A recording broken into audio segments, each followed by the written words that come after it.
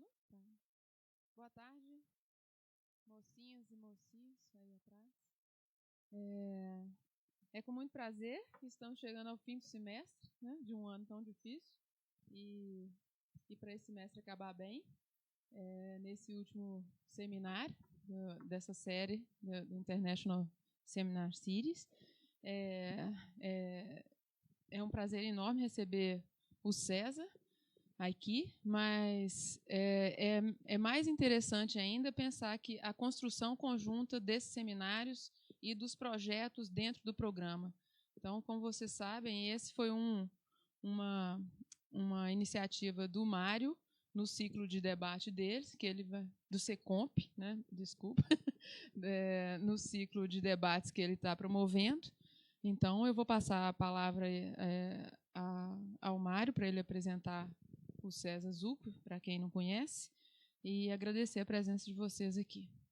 E agradecer aos patrocinadores, CAPES, FAPEMIG, CNPq, né, que nos permite. Boa tarde, pessoal. Alô, alô? Tá. Enfim, eu acho que não poderíamos fechar de forma mais feliz, né, tanto os seminários internacionais do programa, quanto o ciclo de palestras 2018 Secomp, Pensando o Brasil Hoje, o que a ciência política tem a dizer. Né? Não tenho dúvida de que, para entender o Brasil hoje, os sentimentos partidários, tanto positivos como negativos, eu acho que o negativo, que é a novidade, vamos dizer assim, dessa palestra, são parte importante, né, para entender o que a ciência política tem a dizer sobre o cenário atual. Me parece que a parceria do César com David Samuels trouxe importante contribuição para o entendimento desse fenômeno, né, o livro recém-lançado, que coincide com o nome da própria palestra, né, então a gente supõe que o conteúdo, né, vai coincidir em alguma medida. E eu, enfim, agradeço primeiro o César, o livro ali. Ainda não está em português, mas em breve estará em português, mas já tem na Amazon no formato Kindle, impresso, enfim, vocês podem escolher o formato. Sites russos também? Sites russos. Primeiro saiu pelo site russo, depois foi. Então, agradecer imensamente o Zucco por incluir essa palestra na agenda apertadíssima, né? A gente tentou mais de uma vez, né, tentar conciliar agendas, e finalmente a gente conseguiu fazê-lo. Agradecer também a pós como um todo, né, não só a coordenadora, mas o Alessandro e Thaís, que ajudaram, contribuíram bastante para que essa palestra fosse realizada. E falando um pouquinho do César, eu poderia fazer uma palestra, porque o currículo é bastante extenso, mas, enfim, eu fiz uma síntese aqui. E o César é professor associado da Fundação Getúlio Vargas do Rio de Janeiro, né, desde julho de 2013, e consta no Lattes que ele atua nas áreas de política comparada e políticas públicas, mas eu acredito que ele tem um pezinho em comportamento político, um pé e meio, talvez, em comportamento político. Antes de trabalhar na FGV, ele foi professor do quadro permanente da State University of New Jersey e professor visitante das universidades de Princeton e Yale. Coordena inúmeros projetos, mas eu destaco um, né, que ele coordena junto com Timothy Power, que é a Pesquisa Legislativa Brasileira, que já está na sua 8ª onda, então já tem uma série temporal, o que se torna ainda mais interessante, e que cobre mais de 20 anos, né, e disponibilizando uma importante fonte de dados para quem estuda elites políticas brasileiras. E disso também, como fruto dessa pesquisa, nasceu o livro com o título Congresso por Ele Mesmo, Autopercepções da Classe Política Brasileira. Você tem os slides aí? Não. Enfim, apesar de ser um quase jovem pesquisador, né, a produção intelectual do César é de fazer inveja, inclusive, para um sênior como eu. Né? Então, vou citar algumas revistas internacionais que César publicou, além das nacionais. Simplesmente Journal of Politics, Electoral Studies, American Journal of Political Science, British Journal of Political Science, American Journal of Political Science, novamente, Legislative Studies Quarterly e Electoral Studies, enfim. não tem como, né, não fazer inveja. Em particular, assim, do que me chamou muito a atenção é a pesquisa do César na área do programa Bolsa Família e seus efeitos eleitorais. Eu acho que no campo de comportamento político é o estudo mais importante, né, no meu entendimento, mais bem elaborado, mais complexo e combina análise contextual com dados agregados eleitorais, né? E disso nascem duas dessas publicações que eu me referi, né? Uma The President's New Constituency, Lula and the Pragmatic Vote in Brazil 2006 Presidential Election, e o outro é One Payouts Payoff, Conditional Cash Transfers and Voting Behavior in Brazil 2002 and 2010. Esse é na American Journal of Political Science. Além disso, o César tem estimulado bastante o experimento, né, que, no campo do estudo sobre comportamento político no Brasil, que ainda é incomum. E o tema de hoje, que obviamente tem a ver com um livro do mesmo título, né, lançado em 2018, portanto, fresquinho para vocês, né, terem contato com os conteúdos do livro, em parceria com David Samuels, como já disse, e da Universidade de Cambridge University Press, né? E eu acho que se trata de uma importante contribuição, né? Uma contribuição bastante relevante, eu diria talvez um marco para os estudos sobre comportamento político dos brasileiros, considerando a magnitude, né, de consequências do partidarismo, tanto positivo como negativo, né? Tanto os partidários como os antipartidários, encontrado pelos autores, né? E, enfim, passo a palavra para o César. Está funcionando aí? Está funcionando? Tá. Melhor, porque senão eu vou tropeçar no fio depois. Então tá bom. Obrigado, Mário, pelo convite, pela generosa introdução. Obrigado ao pessoal da Pós aqui por permitir que essa visita pudesse acontecer, e obrigado a todo mundo que está aqui no seu sexta-feira à tarde. Eu sei que eu sou a única pessoa entre vocês e a cerveja da sexta-feira, então a gente faz isso aqui da maneira mais agradável possível. Para o pessoal que está no fundo, eu mencionei antes, vai ter um monte de figuras que talvez fiquem pequenas, que a distância é grande, daqui até lá. Se quiser sentar um pouquinho mais para frente, fique à vontade. Se quiser sentar depois, quando aparecer as figuras também, pode ser. Então, como o Mário falou, esse livro foi publicado agora, em abril de 2018. Agora, isso significa que o livro foi escrito bem antes, né? Porque tem um longo processo de delay entre o término do livro. A última versão do livro foi terminada em julho de 2017 e vários dos papers e dados aqui são de antes. Então, de uma certa forma, é até curioso que a ideia do antipartidarismo hoje em dia entrou tão em voga nessa última eleição, porque o livro já estava escrito bem antes disso, tá? Então não foi escrito por causa disso. Então, assim, tem um lado positivo e um lado negativo. O lado positivo é que a gente previu o futuro, de uma certa forma, era um tema que ia se tornar relevante, então tem algo a dizer. Agora, tem várias outras coisas que são menos, talvez, interessantes, porque a gente não tem dado de 2018, não vou falar nada sobre a eleição desse ano, a gente pode conjecturar um pouco, mas os dados agora que estão se tornando disponíveis. E com base nesse livro aqui, a gente também não previu o Bolsonaro, a gente não previu um monte de coisa, então assim, não dá para dizer que o livro tem a chave da leitura do comportamento eleitoral brasileiro. Duas coisas que a gente previu baseado no livro, que eu acho que são mais ou menos verdadeiras, era que a gente estava escrevendo esse livro no momento em que o PT parecia que tinha desaparecido, né? Foi 2014, 15. E uma das previsões que sai do livro é que ainda que houvesse o impeachment na época que estava sendo escrito o livro, e que o PT viesse perder a eleição, como de fato veio, é muito provável que nas próximas eleições a dinâmica PT-anti-PT fosse algo que continuasse prevalecendo. Então essa era uma previsão que a gente tinha lá de uns 4 anos atrás, que eu acho que é mais ou menos verdadeira. Outra coisa mais específica, com base numa série de coisas que tem nesse livro aqui, a gente teria mais ou menos previsto que o PT teria que fazer, no mínimo, em torno de 22% a 25% dos votos no primeiro turno de uma eleição presidencial, independente de quem fosse o candidato. Que também está mais ou menos certo, assim, esse mínimo realmente aconteceu. Então, eu acho que nesse sentido, o livro até previu um pouco o futuro, em outros sentidos não, e tem uma série de coisas aqui que a gente, coisas que a gente consegue concluir, que eu vou falar para vocês, e tem algumas coisas que a gente não consegue concluir, que está em aberto, que eu acho que aí para futuros estudos, seja nosso, seja de outras pessoas interessadas no tema.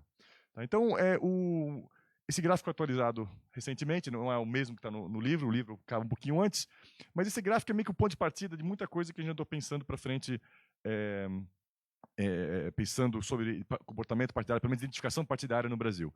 Essa figura, essa aqui é o total de pessoas nos surveys do Datafolha, desde 89, mais ou menos, que se declaram simpatia por algum partido político, tá certo?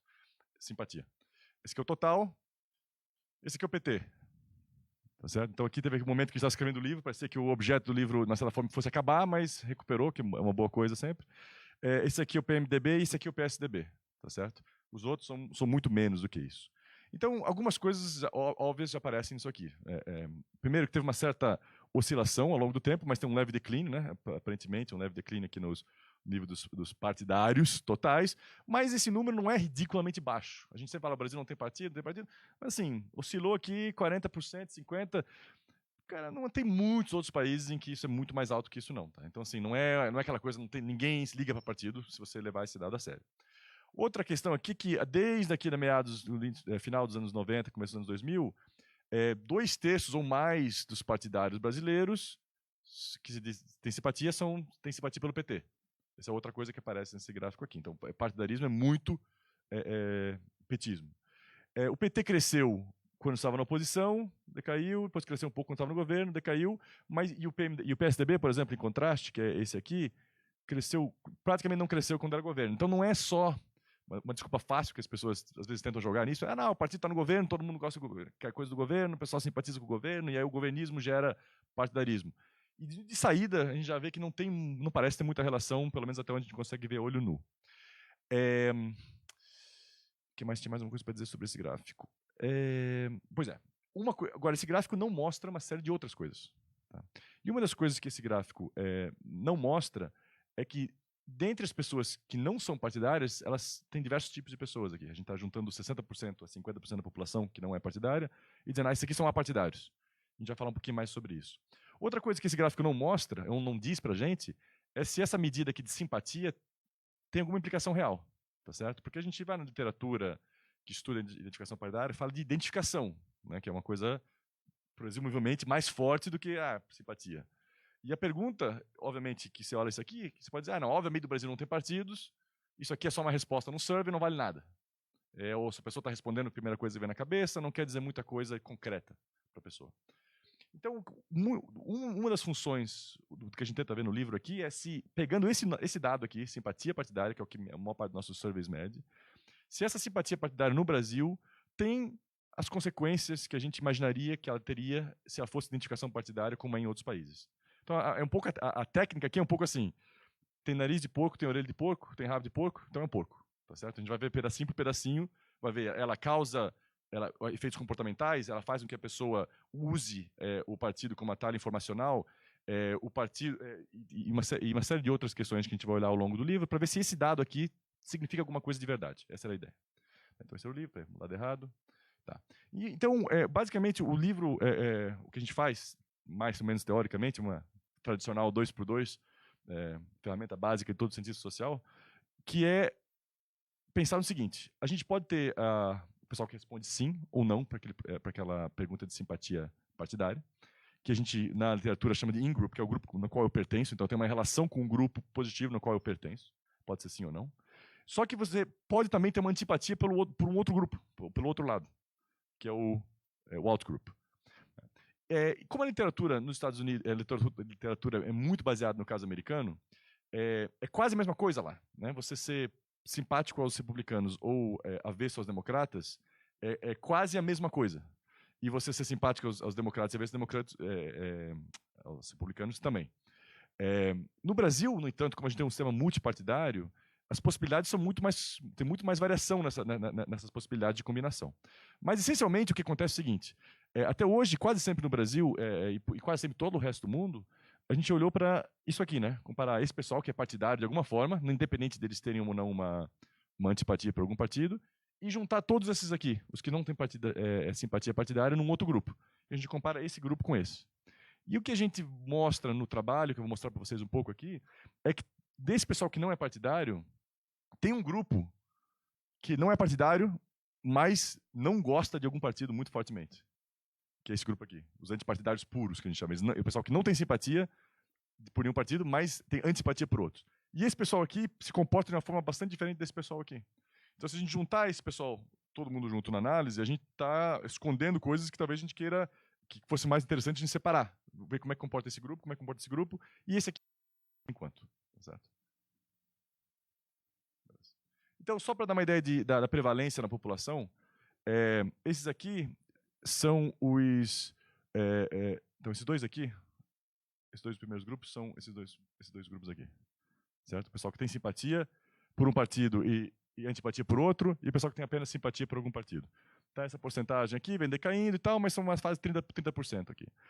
O pessoal que tem apenas negativa, hoje em dia está em 22%, sim, foi crescendo de 7, 12, 10, tem um pouquinho de barulho aqui no meio, mas tem praticamente quase tantos, né, comparável, o pessoal que é antipartidário, que não tem uma identificação com nenhum partido, mas é contra algum partido, é um grupo muito grande na população, e é um grupo que é comparável em tamanho, um pouquinho menor, ao grupo dos que tem simpatia partidária. Mas se você somar esse pessoal todo aqui, que é o pessoal que se orienta por partido, mesmo no último caso do survey aqui, é mais da metade da população. Então, se fala, bom, menos da metade dos brasileiros identificam com o partido, é verdade. Só que mais da metade toma algum partido como referência na hora de tomar decisões, na hora do comportamento político. Porque tem uma parcela ali dos não partidários que, na verdade, odeia alguma coisa. Então, vai usar aquilo como ponto de referência para se comportar também. Então, a gente tem um poder preditivo maior sobre o comportamento das pessoas do que somente se a gente olhasse para os partidistas. E quando a gente abre isso um pouco mais, a gente vê que quase tudo isso é PT. Porque, se você olhar esse número aqui, isso aqui é o número de porcentagem das pessoas que se pautam, de alguma forma, pelo PT, seja positivo ou seja negativamente. Tá?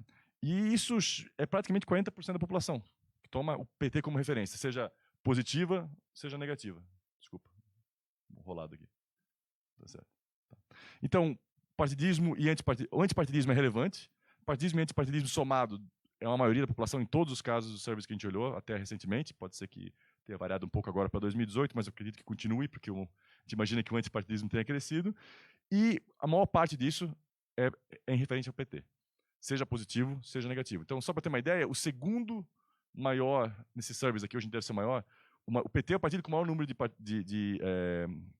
pessoas de simpatizantes, e o segundo maior partido seria o antipetismo. Seria muito maior do que qualquer outro partido que vem depois. Tá certo?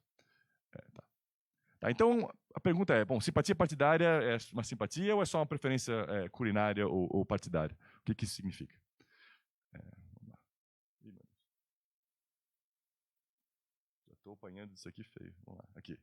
Então tá, então vamos começar com alguma evidência que a gente vai jogando hoje aqui e depois no final a gente junta tudo, tá bom? Então vai ter um monte de figuras. Conseguem ler aqui atrás? Tudo bem? Então, tá. Então isso aqui é o seguinte, isso aqui é a probabilidade de avaliar o presidente bem. Tá? Em 3 grupos diferentes. Esse aqui é o pessoal que é partidário do partido do presidente, isso são vários anos, o presidente mudou, o partido mudou, mas a gente montou o gráfico tudo junto. Isso aqui é pessoas que não têm simpatia partidária, e isso aqui são pessoas que são do partido contrário, da oposição. Tá? Então, sistematicamente, claro que tem uma variação, né? Aqui era o auge do governo Lula, quase todo mundo apoiava, achava o presidente bom, aprovava o presidente. Mas claramente o que acontece ao longo de todo o período aqui, os partidários do partido do presidente sempre acham que o presidente está fazendo um trabalho melhor do que os não partidários ou do que os partidários da oposição. Então tem uma coisa sistemática aqui, não é só barulho. Claro que isso aqui pode ser o contrário, pode ser a direção da causalidade que não está clara, mas se fosse só uma resposta aleatória ao survey que as pessoas estavam dando, certamente você não encontraria uma consistência desse tipo aqui ao longo dos anos em dezenas de surveys aqui, tá? Não é uma coisa só. Oh, meu Deus, para cá. Tá. Aqui é a intenção de voto, probabilidade de votar no candidato do PT, e aqui é a probabilidade de votar no candidato do PSDB. Aqui é se você é petista. Nas eleições todas de 89 a 2014, não tem a última. Mas tem na faixa de 85% das pessoas que se declaram petistas indicavam que estavam votando no candidato do PT. Esse é o último survey antes de cada eleição. Tá certo? Então esse aqui é um dos números que serve de base para aquela estimativa que o PT teria no mínimo 20% dos votos, provavelmente um pouco mais, porque perto da eleição a gente estava com 24% das pessoas dizendo que simpatizavam com o PT. Se faz essa conta, no mínimo você tem 20% dos votos, mais um ou outro que vota dos não partidários, então, no mínimo 20% a 25% é o que se espera do PT em condições normais.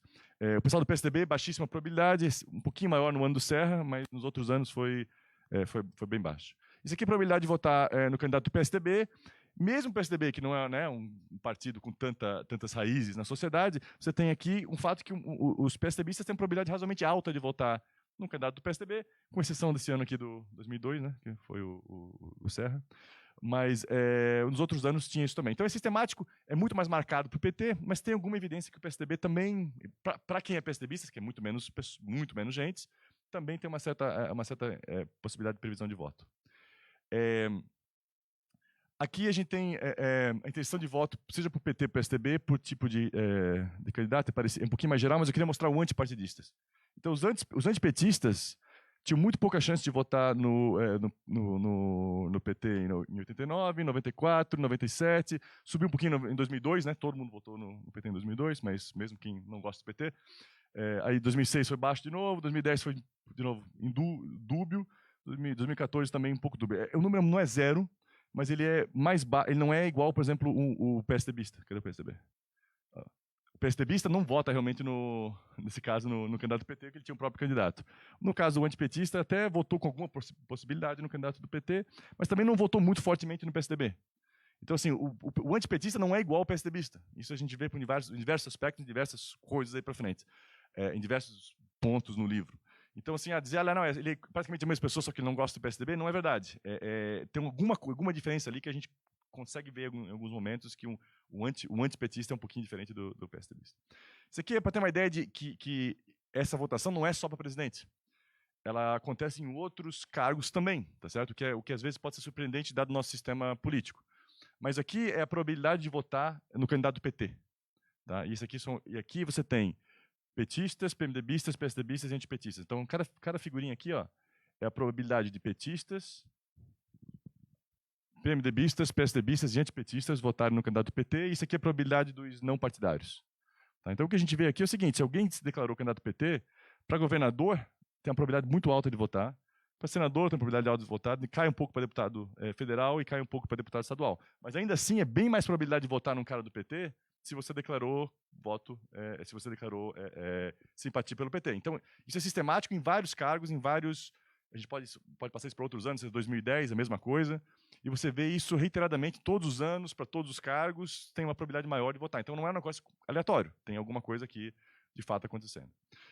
Tá. Então, o que eu mostrei até agora simplesmente é que responder aquela pergunta lá de simpatia partidária, responder simpatizo com o PT, ou simpatizo com o PSDB, ou antipatizo com o PT, que é uma outra pergunta, mas tudo bem, parece estar associado a comportamentos políticos. Tá? Então, a pergunta é, de onde vem essas diferenças? A gente consegue ver alguma diferença além de como é que as pessoas se comportam? E aqui é um dos pontos que eu vou voltar no final, de uma certa forma, é um certo ponto cego do livro, porque tem algumas... A gente imaginava, quando foi olhar isso, que a gente facilmente veria grandes diferenças socioeconômicas e grandes diferenças de interesse das pessoas, e não é bem assim. Em muita coisa, as diferenças entre petistas, ou petistas e PSDBistas são meio tênues, tá? São mais tênues do que você imaginaria. Essa figura que eu vou mostrar agora é o clássico caso do copo meio cheio e copo meio vazio. Depende de onde é que você vem, você pode achar, não, isso aqui é obviamente evidência de questões socioeconômicas, mas eu acho que é uma evidência meio misturada. Pelo seguinte, aqui você tem a probabilidade de ser petista, dado diferentes níveis de escolaridade, tá certo? Então, essa linha aqui é o pessoal com menos escolaridade, essa linha aqui é o pessoal com mais escolaridade. Aqui são entre uma e outra. Então, lá em 89, uma pessoa com alta escolaridade tinha uma probabilidade maior de ser petista do que uma pessoa com baixa escolaridade. Certo? Isso subiu junto, caiu, subiu. E aqui em 2002, você vê que essa linha aqui cruza, tá vendo? O pessoal com alta escolaridade passa a ter menos probabilidade de ter identificação com o PT do que o pessoal com baixa escolaridade. Tá? Então, teve essa inversão. Isso, de fato, aconteceu em 2002. Então, você tinha... era um partido onde era mais fácil uma pessoa de escolaridade alta. Isso é quase igual para a renda, tá? Estou mostrando só para simplificar a escolaridade. Então, teve essa inversão. Então, essa inversão é digna de nota. Só que, se você olha esse gráfico, o que chama mais atenção para mim não é a inversão, é o fato que essas coisas mais ou menos andaram juntos ao longo do tempo, entendeu? De novo, é um copo meio cheio e meio vazio. Você pode dizer que, não, essa inversão é crucial, ou não. Isso aqui é um antipetismo.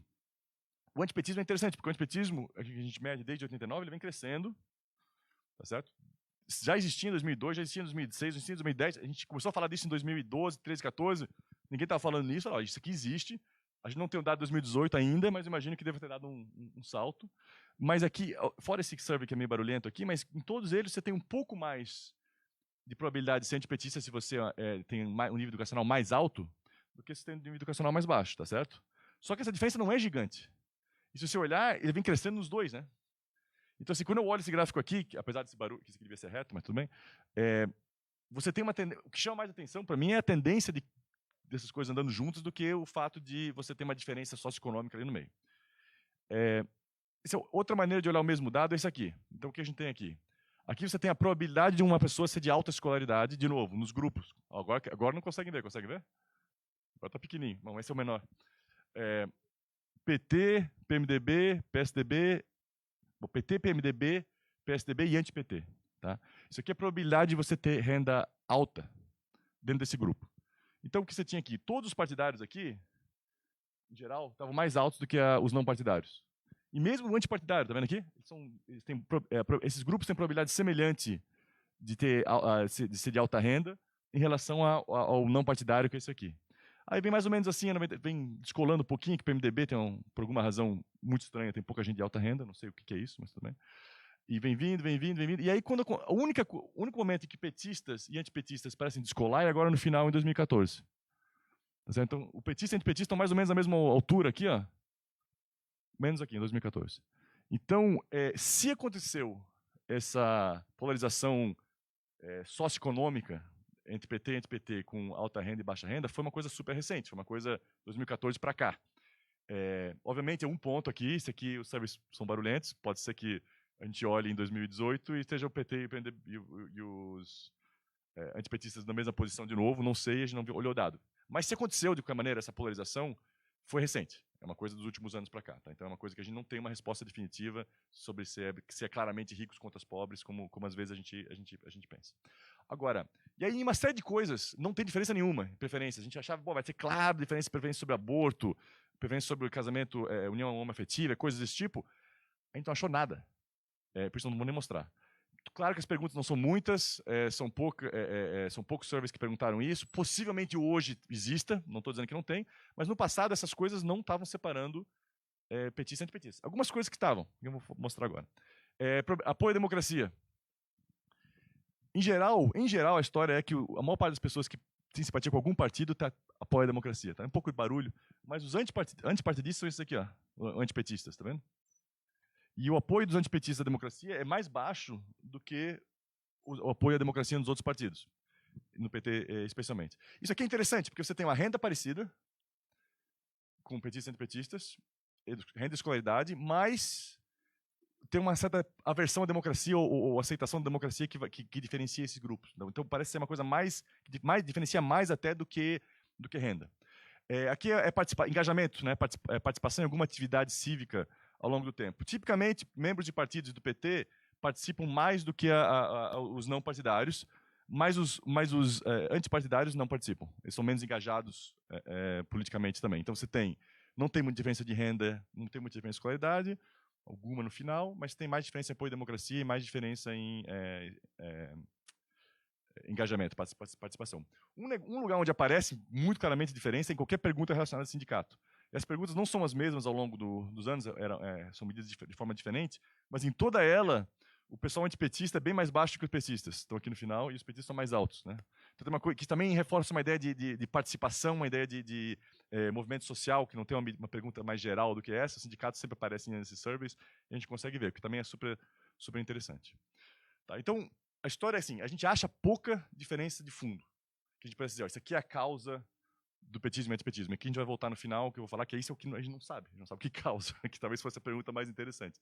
Mas a gente tem alguma evidência que eu vou mostrar agora que muitas das coisas que parecem que separam de fato petistas e antipetistas, parecem ser racionalizações com base no fato de que alguém já se tornou petista ou antipetista por alguma razão. Aí depois que você eu gosto do PT ou não gosto do PT, tudo que é associado ao PT eu sou contra e tudo que é contrário ao PT eu sou a favor. É uma coisa meio de racionalização ex post. Eu vou mostrar alguma evidência que eu acho que apoia essa ideia. que é o seguinte. Então tá, primeira coisa, o Mário falou de experimentos, então antes de eu explicar esses gráficos aqui, a gente fez uns experimentos bastante simples, na verdade, em que a gente recrutava pessoas na internet para responder uma série de preferências em temas variados. A maior parte dos temas que a gente escolheu eram temas um pouco de baixa saliência, temas um pouco obscuros. Tá? Então, por exemplo, a gente tinha idade, maioridade penal,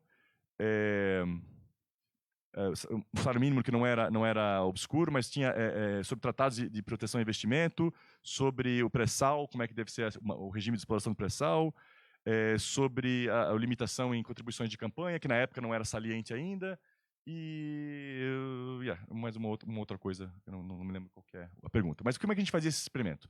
Para algumas pessoas, a gente mostrava, no tema de maioridade penal, algumas pessoas acham que a maioridade penal deveria ser mantida em 18, outras pessoas acham que a maioridade penal deveria ser reduzida para 16. O que você acha? Essa era a pergunta para algumas pessoas. Para outras pessoas, a gente dizia, políticos do PT acham blá blá blá, e políticos do PSDB acham blá blá blá. O que você acha? Certo? Então, a ideia, e como isso era feito de forma aleatória, em princípio, se o fato de você botar PT e PSDB na pergunta não afetasse ninguém, as respostas deviam ser muito parecidas dos dois grupos, porque as perguntas eram exatamente iguais. A única variação de um para o outro era adicionar a informação de que, em algum caso, é apoiado por um partido e em outro caso é apoiado por outro partido. Tá certo? Então, o que acontece quando a gente faz isso? Essas barrinhas aqui, esse aqui são petistas, esse aqui são PSDBistas. Tá? Essas barrinhas brancas são a porcentagem de petistas concordando com o PT na condição de controle, que é a condição na qual a gente não dizia qual era a posição do partido. A gente só dava as duas opiniões. Tá certo? Então a gente vê que tem uma certa variação, porque tinha uma concordância muito grande aqui na questão de limitação de contribuição de empresas para a campanha, e tinha bem pouco concordância com relação ao salário mínimo, porque esse foi no ano em que o governo tinha oferecido um aumento menor de salário mínimo do que a oposição queria, porque estava em governo, tinha questão fiscal. Então era contra-intuitivo para o simpatizante do PT. Agora, quando a gente fala qual é a posição do PT, os petistas, o apoio, a concordância com o partido sobe enormemente. Ela aumenta. Tá? Então, assim, os petistas que receberam a informação de que o PT apoiava o salário mínimo mais baixo, 60% deles quase passou a concordar com essa frase. Quando você não recebeu essa informação, você tinha lá menos de 10% concordando. Então, em todos os casos, fornecer informação sobre qual é a posição do partido faz com que a pessoa declare uma posição de acordo com o partido. Tá? Isso vale também para o PSDB em quase todos os casos. O PSDB também aumenta, a concordância com o PSDB também aumenta. Então, isso aqui é uma indicação de que é possível, em algumas políticas, que as pessoas usem o partido como atalho. Então, assim, eu não tenho uma posição formada, ou talvez eu tenha, como salário mínimo, mas eu estou disposto a seguir, em temas políticos, em seguir o que o partido está dizendo, por qualquer razão. Que é uma das coisas, um dos atributos da indicação partidária é esse, é a capacidade de servir de atalho e de a pessoa tomar informação dali. Então, isso aqui sugere que a ideia que, em muitos dos casos nos quais as pessoas declaram uma opinião sobre algum tema, às vezes aquela opinião não é a opinião dela original que causou ela a gostar ou não gostar do PT, e por isso que ela está declarando a opinião. É o contrário, a pessoa, por alguma razão, tem uma associação ao PT que a gente não sabe qual é, ou o contrário ou favorável, e aí quando chega a hora de declarar uma opinião, ela vai olhar, bom, se o PT é a favor, eu sou contra, se o PT é contra, eu sou a favor, mas eu sou antipetista. Então é uma que a gente está chamando de uma racionalização. Tudo bem?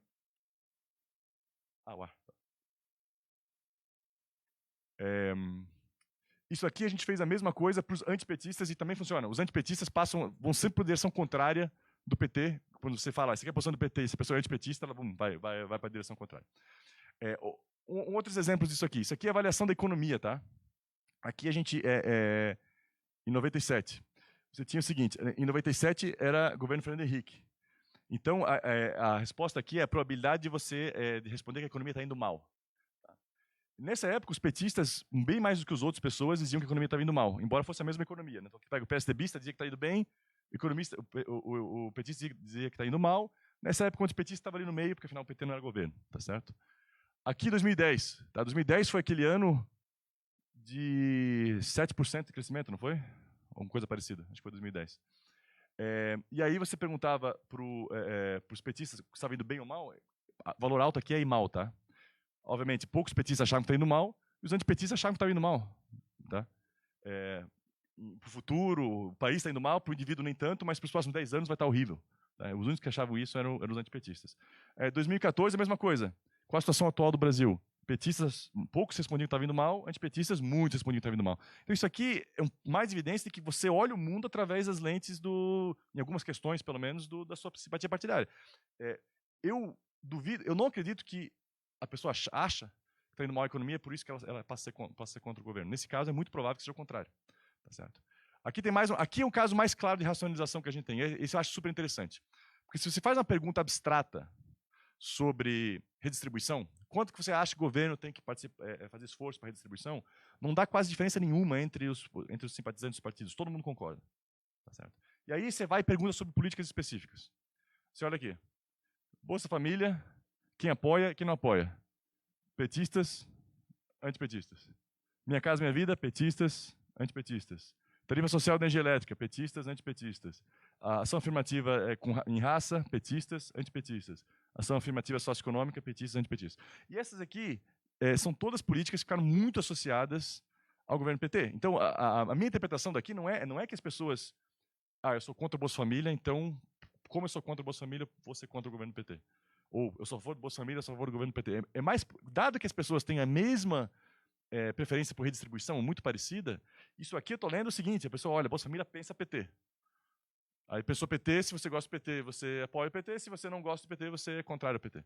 Você não está avaliando a política em si e nem é a sua preferência primordial. Essa aqui é uma daquelas que está sendo, a gente acha, tá? não tem evidência cabal disso, mas o contexto todo do livro sugere que isso aqui é uma forma de racionalização. Por alguma outra razão, lá atrás, tem um gatilho em algum momento, que eu me convenci que o PT é bom ou o PT é ruim, ou tenho simpatia, ou tenho antipatia, e aí eu vou encaixando os outros pedacinhos do mundo que vão aparecendo nessa maneira de pensar.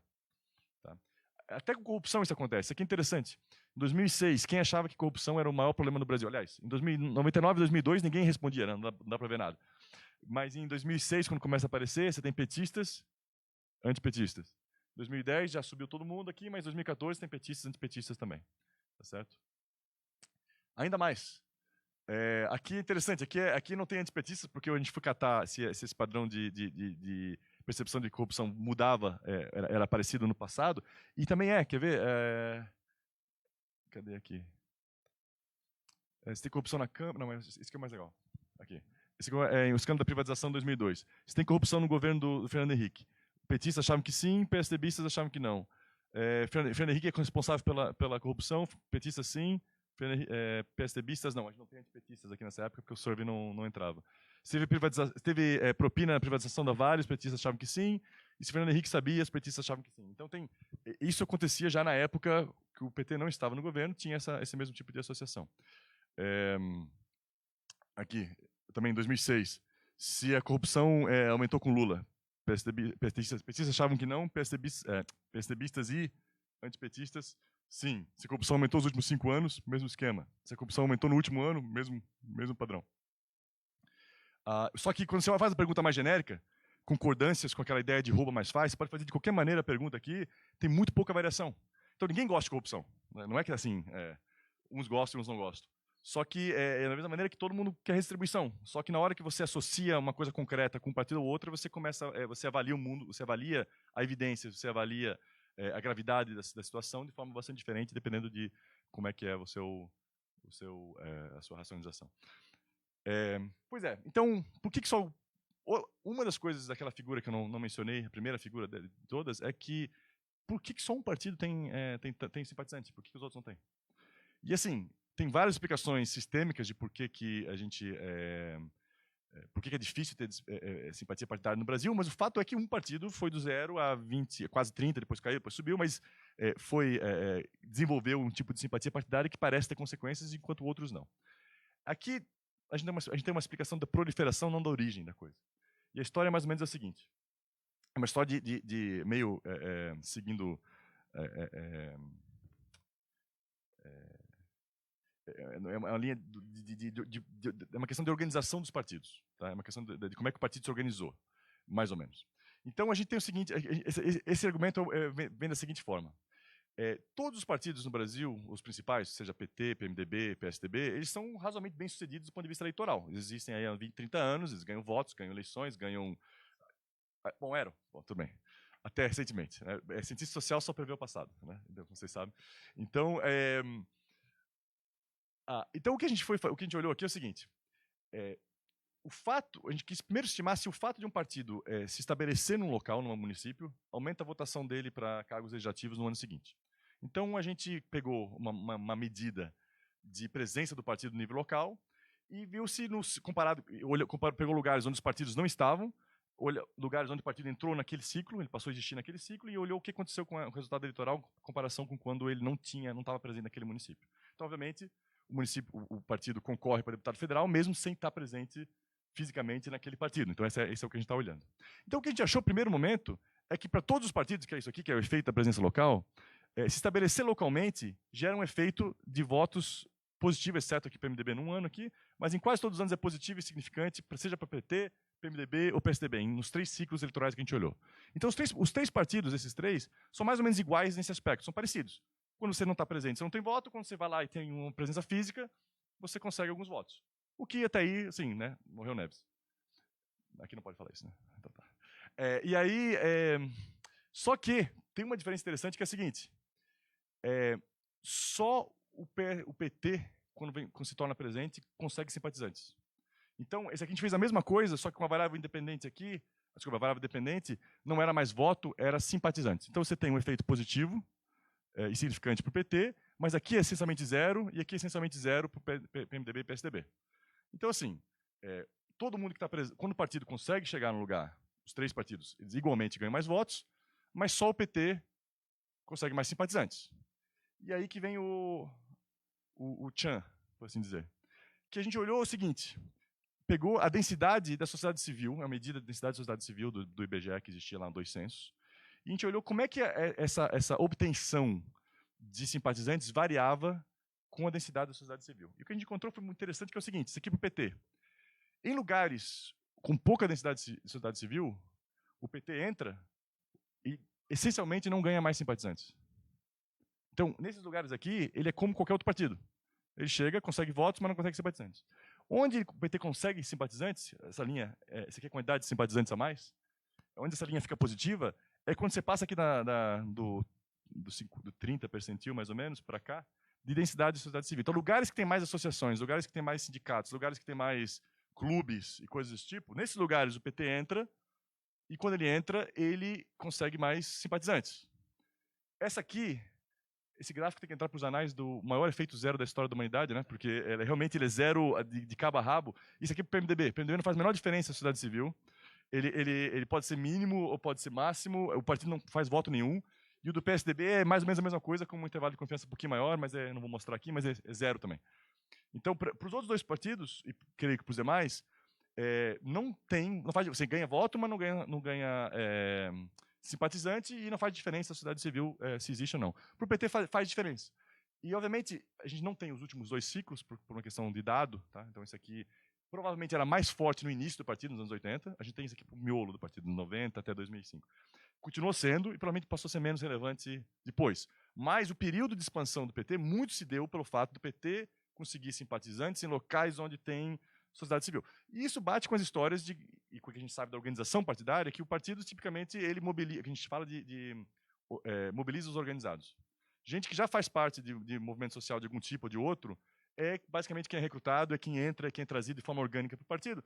E isso acontece de uma forma, gera um resultado interessante, porque mesmo que o partido, como fez a partir do primeiro e segundo governo, mude as plataformas econômicas e políticas, você tem uma relação orgânica via organizações. Então, você consegue manter os seus simpatizantes filiados pelo processo de participação no partido e não tanto só pelas políticas que estão sendo apresentadas. Às vezes as políticas ajudam, às vezes as políticas atrapalham, mas o que causa a resiliência do partidarismo é o vínculo orgânico, né? Com movimentos disso, movimento daquilo, que é o que o PT deixou de fazer nos últimos 10 anos, provavelmente, mas não tem dado. Tá certo?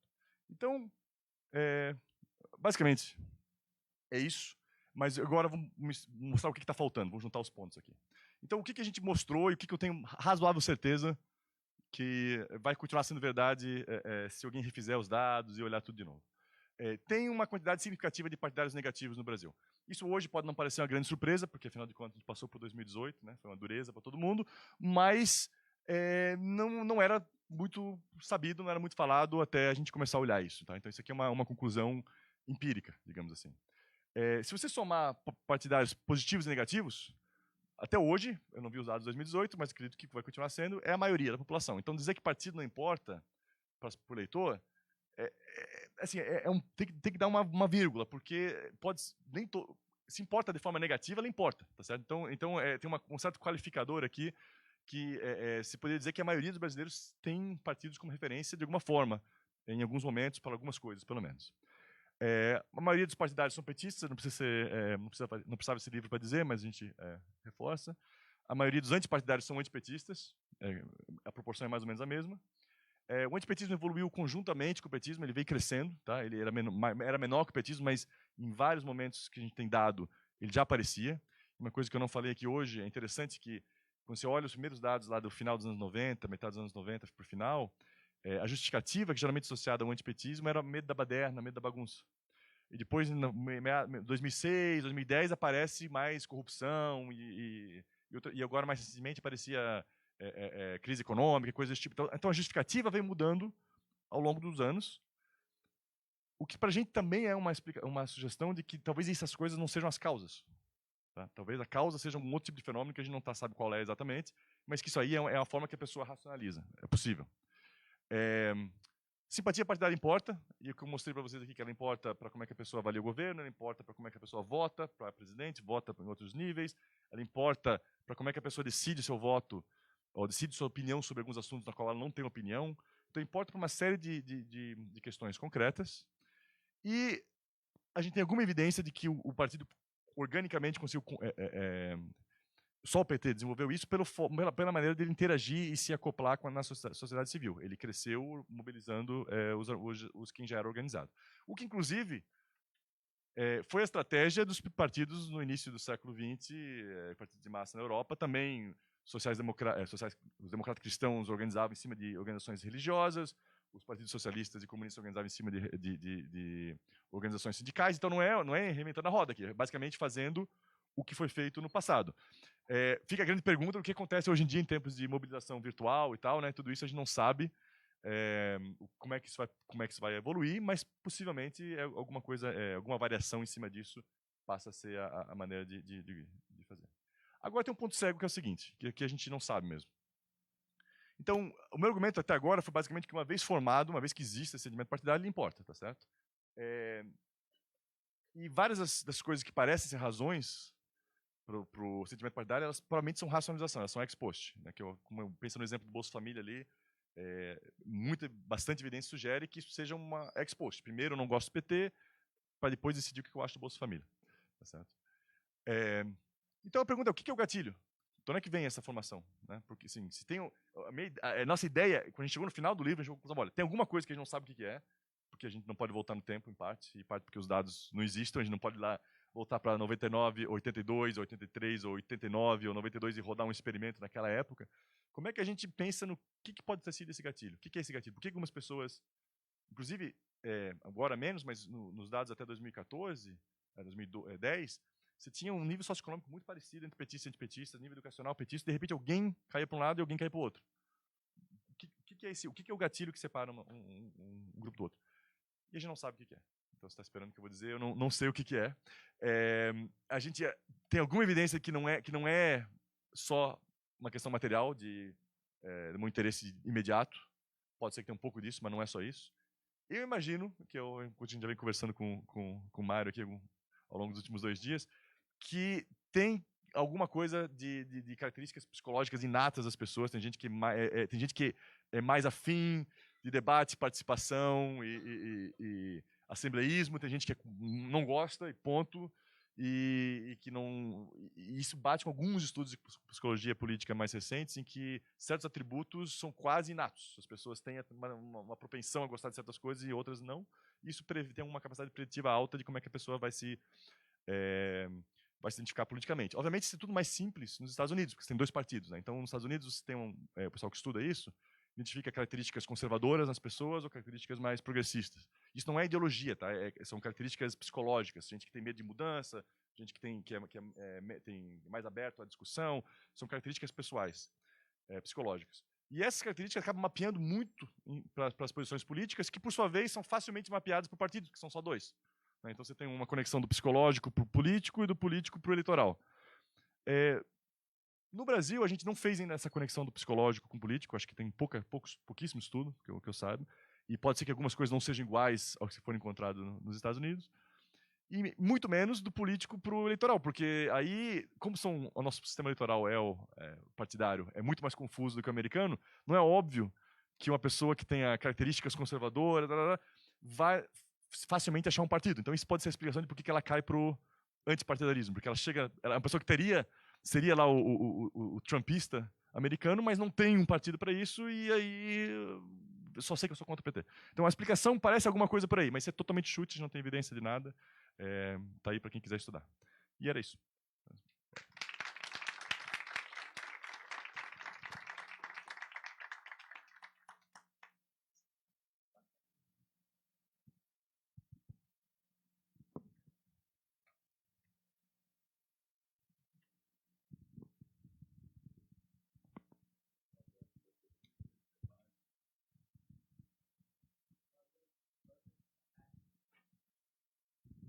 Sou Daniel da História e eu gostaria de fazer uma pergunta para você, porque eu estava conversando com um professor meu de Brasil 4, Brasil Contemporâneo, o João Pinto Furtado, e eu falei com ele que, e até concordou de certa maneira, que existe uma carência de um partido de massa de esquerda no Brasil que capture esse antipetismo.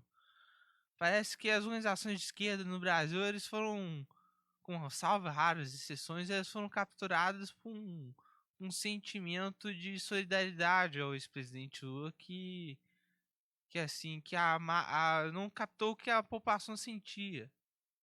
E eu fiquei pensando se existe esse sentimento muito forte de antipetismo que, independe de ser de esquerda ou de direita, que a esquerda falhou, se a esquerda falhou em capturar esse sentimento, né, nesse caso. Agradeço já e boa tarde.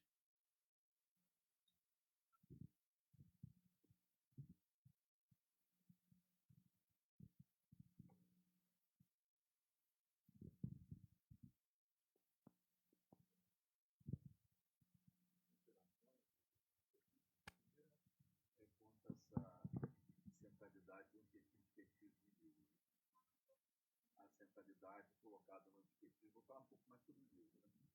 Né? Enfim, o livro pretende trabalhar com antipartidarismo, né?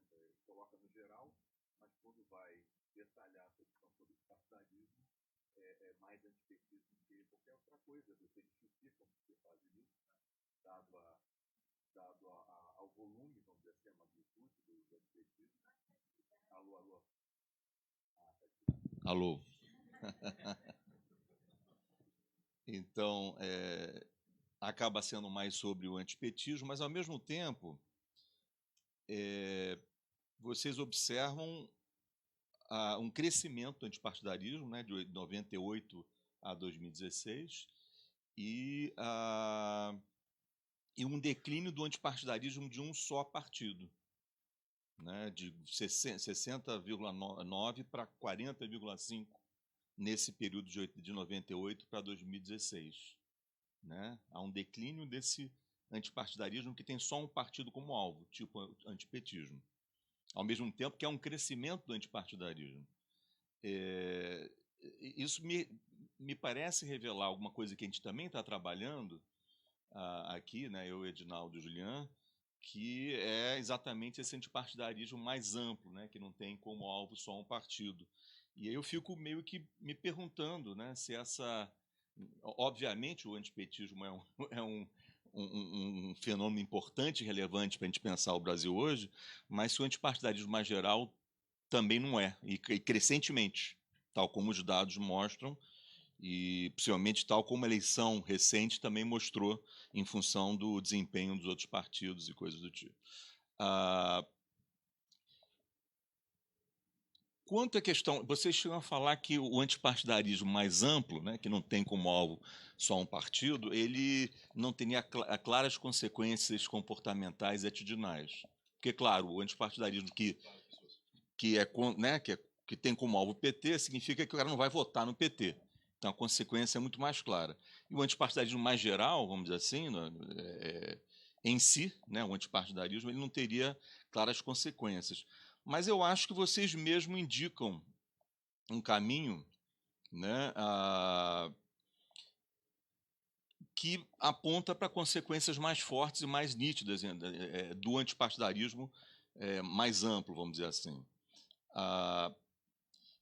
E uma das diferenças que vocês encontram entre petistas e antipetistas, por exemplo, é a desejabilidade de mudança social, né? Que petistas estariam mais propensos a querer mudança social, antipetistas não, né? E o conjunto, vamos dizer assim, dos outros indivíduos, qualquer que seja o partido deles. E eu fiquei me perguntando, quem sabe a grande diferença seja de fato a questão da mudança social, isso estaria associado à questão da ordem que o Singer já explorou, já não de hoje, né, desde a tese de doutorado dele, como meio de atingir o objetivo compartilhado, como você mostrou aqui, da igualdade social. Porque chama a atenção que tanto petistas como PSDBistas, antipetistas e tal, todos querem, aparentemente, a igualdade social. Mas eu fico pensando se a diferença não é o mecanismo, o meio pelo qual essa igualdade social seria alcançada, né? E aí eu me pergunto e te pergunto, né? Será que não é por aí que a gente vai encontrar finalmente uma clivagem no eleitorado clara, que é o que ninguém encontra, né, entre posições de esquerda e de direita? Aí o meu pensamento vai no seguinte sentido. Alguns teriam, os antipetistas e outros grupos, né, teriam apenas o ideal como princípio. Pensando naquela questão do Snyder de Principal Policy Puzzle, quer dizer, o princípio, quando você faz a pergunta mais abstrata, todos são pró-igualdade. Então, o princípio é compartilhado, mas não como policy. E aí os antipetistas apostam mais na mudança em termos de policy concretas, tais como foram, vamos dizer assim, implementadas de forma incremental, que seja. Então, essa é uma questão.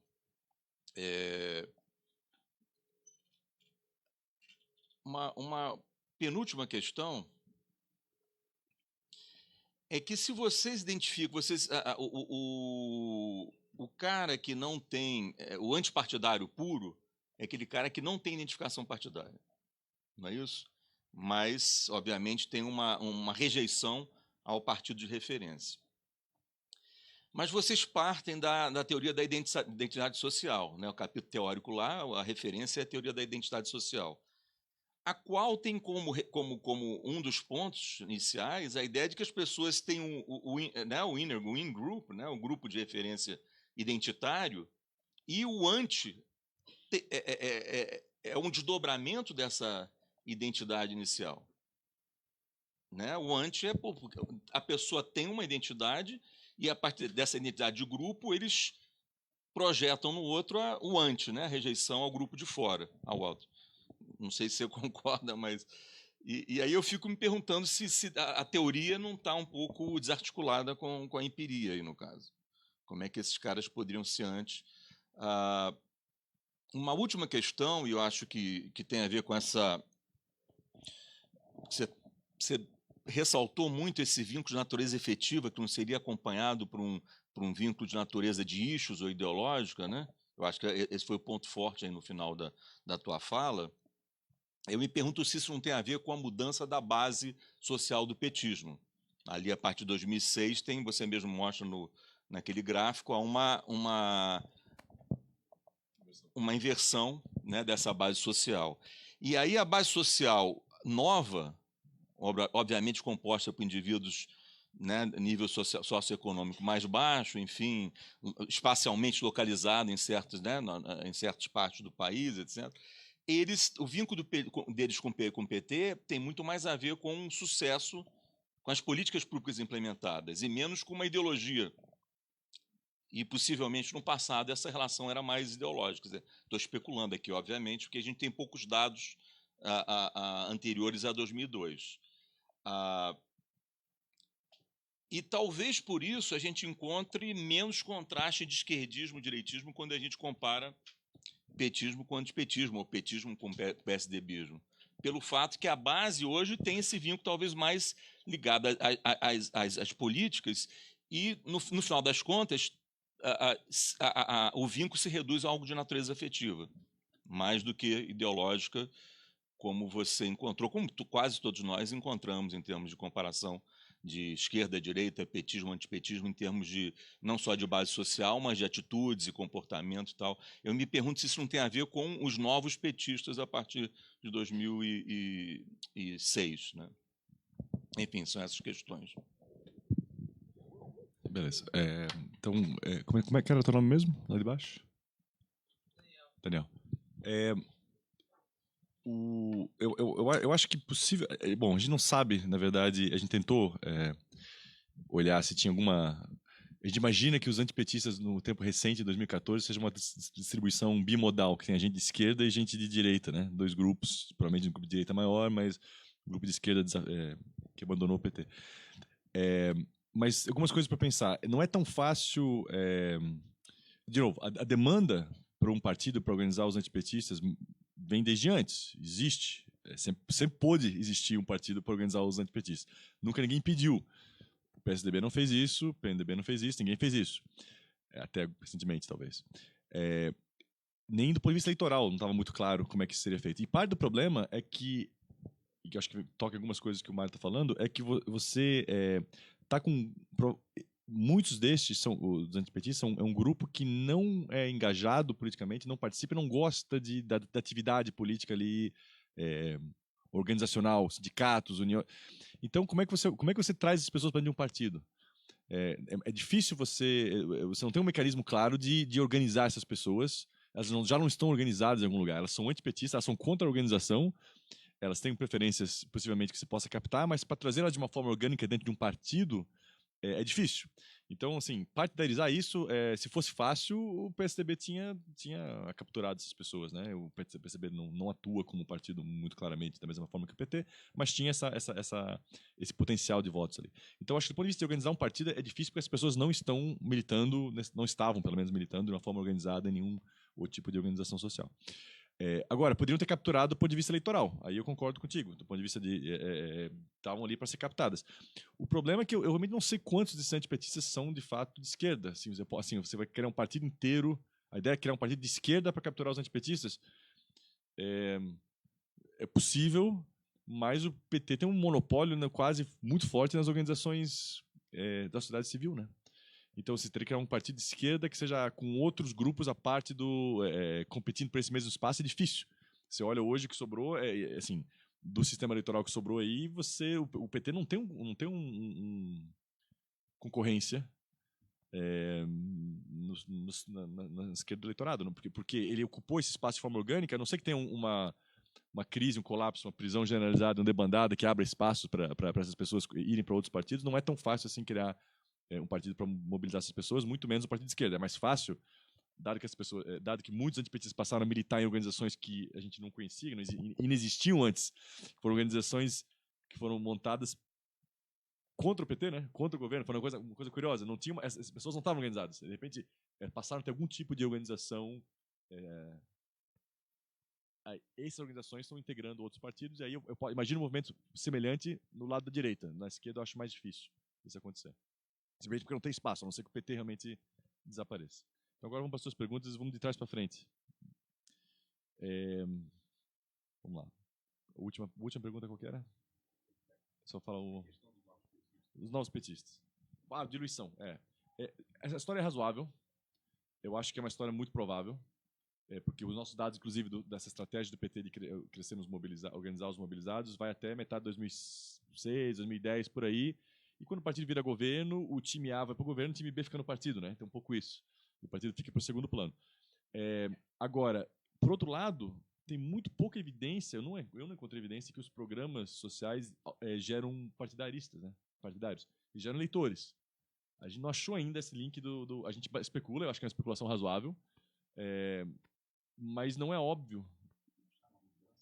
Não, você tem uma mudança que é aquele copo meio cheio, meio vazio. Até aí tudo bem. Você tem probabilidade hoje em dia maior de ser petista se você é de uma classe menos renda e menos educação do que mais. Então essa inversão aconteceu.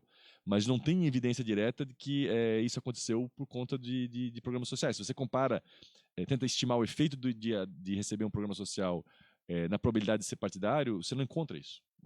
Até hoje não encontrou. Então, pode ter havido outras coisas. Por exemplo, a simples expansão geográfica do PT no Nordeste já causaria uma inversão socioeconômica, né? Porque o Nordeste é mais pobre. Então, se você tem classe média em São Paulo e depois você tem classe média no Nordeste, nos nossos dados vai parecer que é gente mais pobre, porque a renda é mais baixa. Então, a simples expansão geográfica explica parte da inversão. Mas não seria politicamente tão relevante. Tá? Mas eu acho que é razoável, a gente tem essa ideia que com a expansão do partido entrou mais gente com menos educação, mais gente com menos renda, por isso tem uma articulação ideológica menor. É razoável, é difícil medir, né? Os petistas novos, os petistas antigos, para realmente dizer que foi isso que aconteceu, é difícil, mas acho que é uma explicação razoável. Agora, mesmo antes dessa grande expansão do PT, já era difícil encontrar diferenças ideológicas claras. Então, de novo, pode ser que não seja só isso. Eu acho que isso deve ter agravado a situação, mas não sei se é só isso. Como é que era a penúltima? Eu não notei. Pois é, eu não sei se tem pois é, eu não sei se as versões atuais da teoria de identificação social exige necessariamente que você tenha um in-group para depois gerar um out-group. Às vezes pode ser o contrário.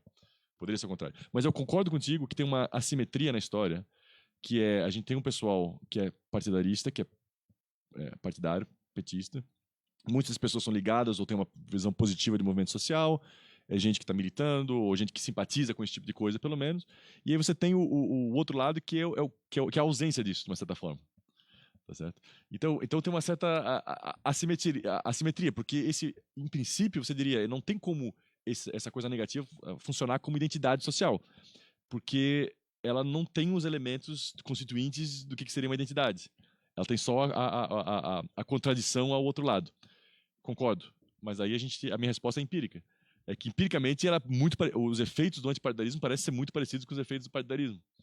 Então, se a gente está chamando de uma coisa e a outra coisa tem o mesmo efeito, a gente, por analogia, chama outra. Mas eu concordo que é uma resposta mais empírica do que teórica para a tua pergunta. Só. Pois é, eu acho que é por aí. A minha dúvida só é se esse desejo de ordem, preferência por ordem, preferência ou estar aberto à mudança, né? Que em inglês chama de closure. Se isso é um atributo que a gente chamaria de uma preferência ou se ele é uma característica psicológica. Eu tenho tendência, eu não sou um especialista nisso e o pouco que eu li parecem ser atributos mais de hardware nosso do que de software, né? Assim, a gente bem que nasce com alguns atributos que tornam algumas pessoas mais abertas a experiências novas, abertas a diferenças, abertas a risco. Essas coisas todas estão sendo mapeadas como características quase inatas, né? Traits, e não necessariamente como preferências. Então, eu acho que é isso. Eu acho que a dicotomia muito provavelmente passa por ordem e mudança. Mas a forma exatamente, mas assim, mas é como meio, né? Porque eu acredito que possivelmente possivelmente existam mudanças, variações de fim. Eu não sei se todo mundo quer exatamente a mesma coisa. Eu acho que talvez a nossa pergunta seja meio simplória de governo, quanto que o governo deve redistribuir renda e tal. É possível que pessoas nessa literatura de psicologia tem gente que acha mais importante obediência, outras pessoas acham mais importante igualdade, né? E isso aí não é só preferência, ela é mais ligada a quase atributos inatos nossos. Então, a minha única dúvida é se essas coisas a gente vai chegar à conclusão que são preferências, que podem ser formadas em algum momento da vida, ou se essas são coisas que são características que as pessoas têm e que aí a gente tem que trabalhar com uma distribuição que elas têm na sociedade. Eu não sei, não tenho a menor ideia, mas eu acho que provavelmente o eixo estruturante passa por essa dicotomia mudança-conservação. A questão é o seguinte, o antipetista ou PSDBista, enfim, tudo que não é petista, concorda com a ideia que a igualdade social é uma questão central. Isso, enfim, em todos os estudos a gente encontra a mesma coisa.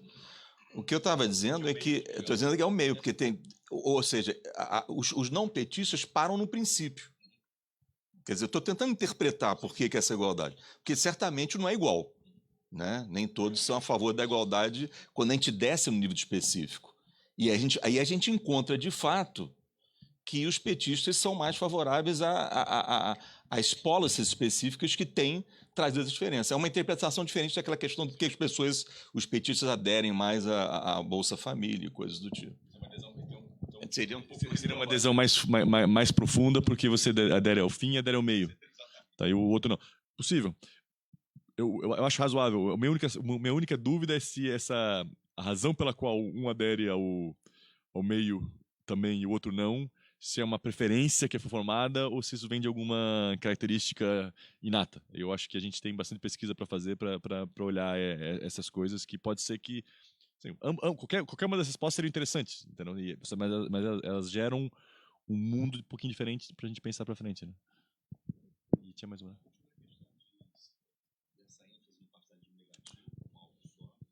Tá. Não, aí tem um problema empírico que é, para estudar anti-PSDBistas, você vai ter que botar uma lupa, né, nesses surveys. Ou anti-PMDBistas, assim, existem, estão ali, mas, cara, a gente tem 1.500, às vezes tem 10 mil pessoas no survey, você vai ter, sei lá, 30, 40. Então, assim, tem um problema empírico. Pois é, eu estou pensando, que número é esse?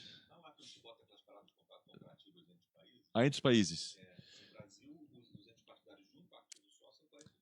Aí é muito... Cara, parte disso é barulho de survey. Mas é barulho, né? Porque esse survey, o CSIS, é um ponto feito aqui, um momento no outro do capítulo 6.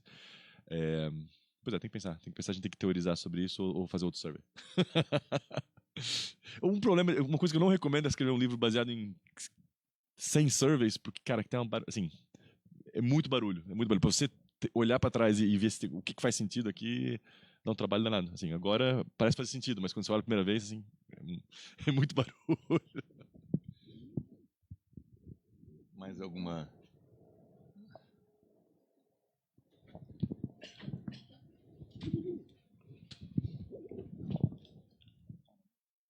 Mais alguém?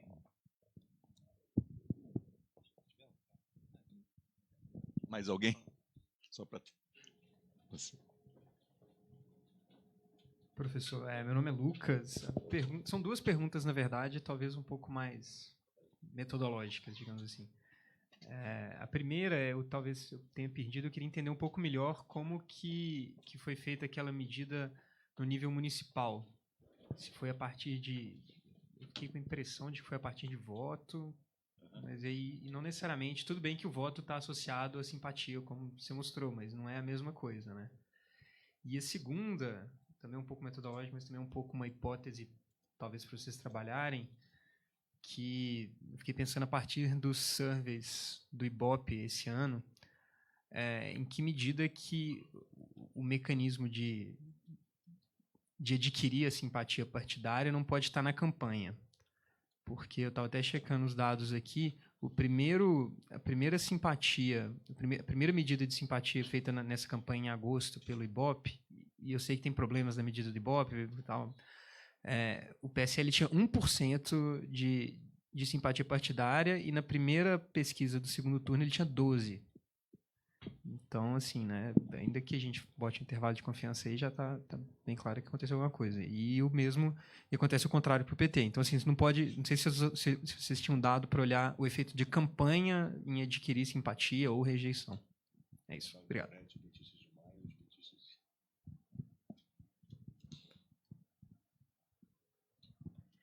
Eu queria fazer uma pergunta sobre 2018, mas sabendo que os dados não foram analisados, então eu queria pedir um pouco de especulação aqui.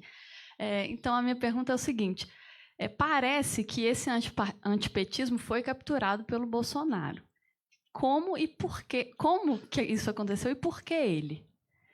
E eu queria, assim, fazendo uma analogia com o que você mostrou para a gente sobre as organizações sociais como um meio de estabelecer essa relação orgânica pelo PT, será que as igrejas evangélicas agora elas vão ter algum tipo de papel nesse sentido?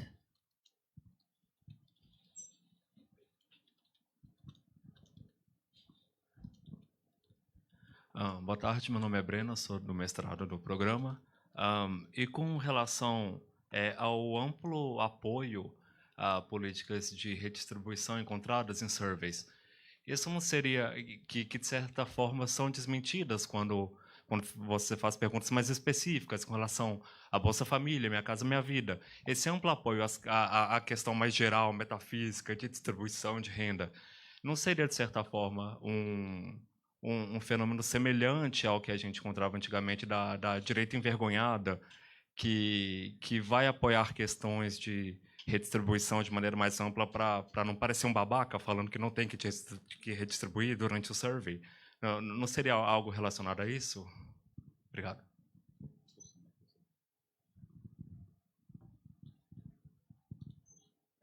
Acabou tua conta ainda.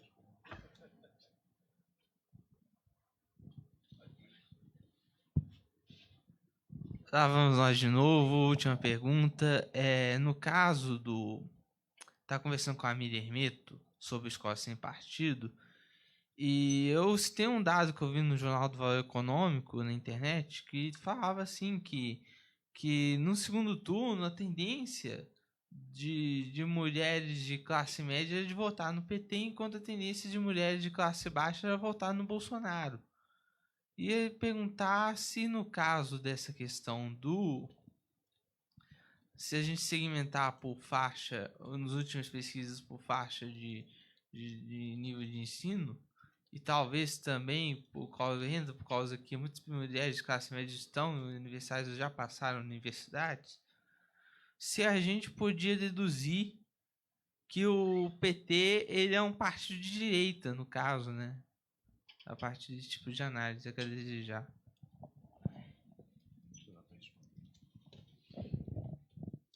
Tá, então dessa vez eu anotei. Então, como é que foi feita a medida municipal? Então, a medida municipal são duas medidas. A primeira é de voto, né? Todos os partidos conseguem mais votos. Aí é só voto e a presença municipal. A segunda análise, que é com simpatia, ela é feita com simpatia. Só que o que foi feito? A gente juntou muitos surveys grandes próximos ao ponto T0 e depois próximos ao ponto T1. E a gente juntou eles todos. E aí a gente, o que gostaria de ser feito é ter olhado, basicamente a gente estimou indiretamente a proporção de simpatizantes com base em todos os municípios parecidos com aqueles municípios na qual tinha dado. Então a gente chama de efeitos aleatórios, na verdade. Então a gente não tem, obviamente, um survey para cada município, que seria o que teria que ter sido feito. Então a gente aproximou isso com os outros municípios parecidos com eles, com características semelhantes. Então, nesse sentido, a aproximação é feita através de uma variação no modelo de efeito aleatório, nesse caso. Pois a questão da campanha. Isso aqui, então, tem duas coisas para dizer sobre isso. Primeiro é que se você olha o dado histórico, assim, teve um momento que o PRN em 99, 90, dá um salto ali, 7%, 8%, e depois, no ano seguinte, já não tem nada e desaparece. Então, assim, claro, tem um barulho de campanha. Então, do ponto de vista do nosso livro, a gente tem centenas de surveys, né, em quase todas as análises. E a gente, quase sempre que esses gráficos, a gente trabalha com média móvel de semestral e tal, então esses picos do eleitoral, eles aparecem em algumas das análises. No ano passado, na eleição passada, na eleição retrasada, a gente fez um painel eleitoral não muito bom, mas a gente fez um painel. E a gente constatou algumas coisas em termos de declaração de simpatia partidária ao longo do tempo. Tem variação, a pessoa se declara petista, depois não, mas a grande maioria das pessoas se declarava petista no tempo T, se declarava petista no tempo T1, fica. E quem não declara nunca muda de partido. Mesmo PSDB e mesmo PMDB. Você tem as pessoas se dividem entre aquelas que mantêm ou aquelas que passam a não ter partido e depois. Então, assim, você raramente tem um vira-casaca, digamos assim, no curtíssimo prazo. Você tem a pessoa tendo simpatia, de repente não tendo, de repente tendo, de repente não tendo. De uma certa forma, é mais ou menos como uma definição de trabalhador informal, né? A pessoa não é informal a vida inteira, ela foi informal, vai ficar com o pessoal na margem ali. Comparado com outros painéis mais longos, foi parecido com o que a gente foi encontrado no México, na verdade, um painel parecido. Na Alemanha tem um painel muito mais longo, de anos, né? Mas esse padrão também é encontrado no painel de anos. Obviamente, Eu não sei como é que ficaria o nosso se a gente fizesse muitos anos, mas esse padrão que as pessoas não pulam, mudar pro outro, elas vão deixar de ser, vão deixar de ser. Dito isso, obviamente, tem os 12% do PSL. Se eu tivesse que chutar, se não tiver uma institucionalização do partido de alguma forma, que talvez eles vão inventar uma institucionalização nova via internet, é possível, mas se ele não criar algo para manter essas pessoas ali, isso aí é uma expressão eleitoral que vai desaparecer. Então a gente vai, como diria, gosto de dizer os americanos, como é que fala isso em português? O proof of the pudding is in the eating. É a prova do pudim? Esse fala em português também? Foi usado. A prova do pudim. A gente vai saber depois que a gente vai saber quando acontecer. Não dá para é uma pergunta empírica, tá? Mais até do que teórica. Obviamente, survey é barulhento, as pessoas estão ali respondendo. Então, assim, que não é totalmente chocante que tenha tido 10, 12% no PSL. Eu gosto de pensar isso. O PT vinha subindo antes da eleição e continuou subindo. Então, assim, o PT não é que o PT teve um pico, necessariamente. Já vinha subindo desde antes da prisão do Lula, né? Então, para o PT não teve tão forte isso. Então, você olha, o PT teve 28% dos votos no primeiro turno e na faixa de 24% de simpatizantes. O Bolsonaro teve 40% quase no primeiro turno, foi isso? 46% e 12%. Então, assim, a porcentagem, a conversão também não foi tão alta assim, né? Então a gente tem que ver, eu estou até curioso para ver o que vai acontecer, mas é razoável, acho que é uma constatação empírica interessante e existiam os petistas de maio, os petistas de setembro, outubro, tem que olhar isso um pouquinho. O antipetismo foi capturado por Bolsonaro, aparentemente sim, eu diria até mais, ele reinventou o antipetismo, né? Porque na nossa projeção aqui, um grupo que não aparecia necessariamente como antipetista é esse grupo de mais baixa renda, que acho que bate um pouco com a tua pergunta, das mulheres de baixa renda, que é evangélico, né? Então, e foi muito interessante essa eleição, a gente não sabe exatamente o que aconteceu, mas aquele salto que ocorreu no último final de semana antes do primeiro turno, que depois que as igrejas evangélicas endossaram o Bolsonaro na sexta-feira, aí teve os cultos sábado e domingo, aí teve aquela disparada. Esse era um pessoal que estava indeciso, é o pessoal de baixa renda que não teria muita razão para ser antipetista, não era tradicionalmente petista. Assim, o antipetista você tinha outros conjuntos de pessoas declarando antipetismo, não esses, e foi motivado por questões que a gente não viu vindo, né? Ninguém viu vindo. A questão do kit gay, do perseguição a cristãos e sei lá mais o que, essas histórias meio factoides que foram criadas ali para isso. Então isso aí então assim, obviamente o Bolsonaro capturou o antipetismo, mas ele também botou o antipetismo com esteroides, né? Deu uma engordada na coisa.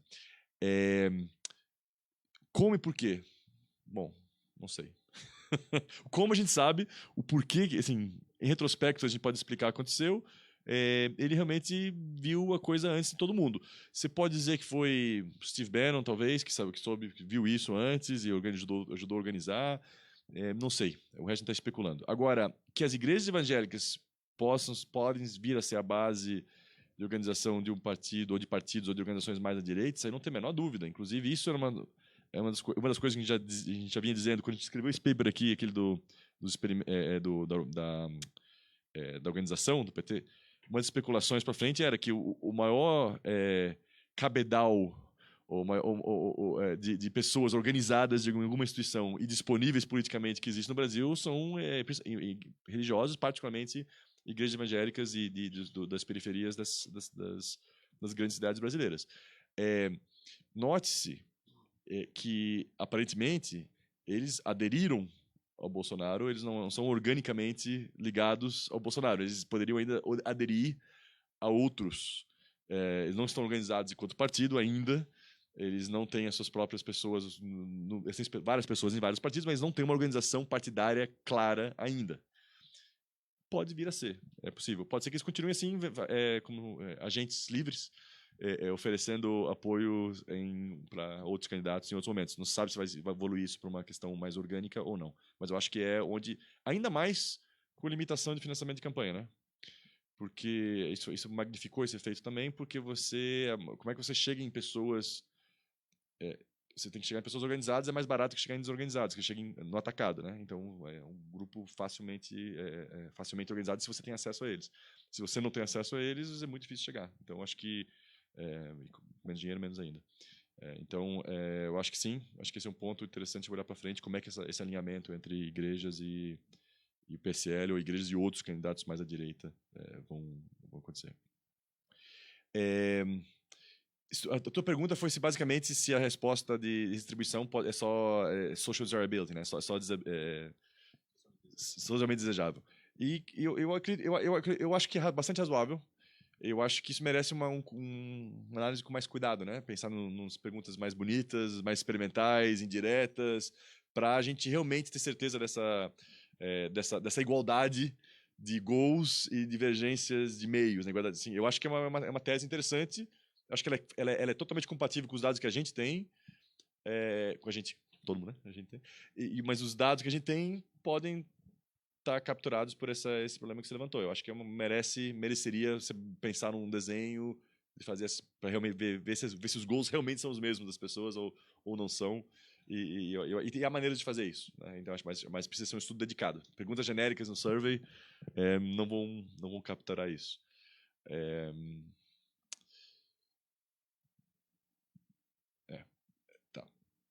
Escola sem partido, bom, foi essa questão das mulheres de baixa renda. Eu acho que não dá para deduzir que o PT é um partido de direita, porque as pessoas de baixa renda estão apoiando o partido de direita. O partido não é de direita porque é sua constituição de baixa renda, até porque o PT, quando era mais à esquerda no início de 89, ele tinha menos apoio dos mais pobres. Então, o fato de você ter apoio dos mais pobres não é o que te permite deduzir que o partido é de direita. Agora, eu acho que o fenômeno de mulheres de baixa renda, no agregado, muito provavelmente tem grande ligação com a questão do evangélico. Também, chutaria. Obviamente, quando você começa a dividir o dado assim, começa a ficar mais difícil de você ter alguma conclusão, mas é o meu chute. E o que explicaria ser uma explicação diferente da tua ali. Mais alguma? Então, pessoal, para agradecer imensamente, né, o César, dizer que como hoje é o último seminário internacional e última palestra do ciclo, há um coffee break. Apesar de não ter nenhum evento posterior, deve ter um coffee break lá esperando por nós. Tem? Tá aí dentro? Tá bom, vai chegar. O pessoal vai ter acesso a ele. Não vai depender de mim, não.